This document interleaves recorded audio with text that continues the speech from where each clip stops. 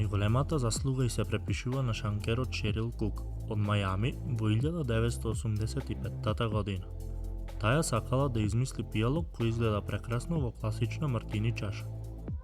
Денешната модерна верзија е финализирал Тоби Чекини во Њујорк во 1987 година кога додал свеж сок од лимета и трипл сек. Својата светска слава коктелот ја достигна во 90-тите години, благодарение на серијата Sex and the City, каде што беше заштитен знак на Кери Бредшо и нејзините пријателки.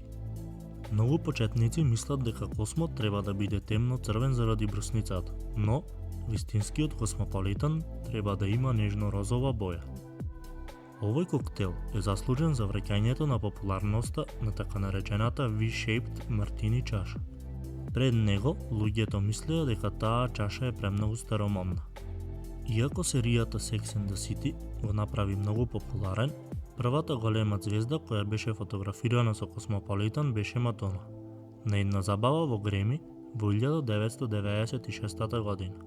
Тогаш целиот свет дозна за овој коктел.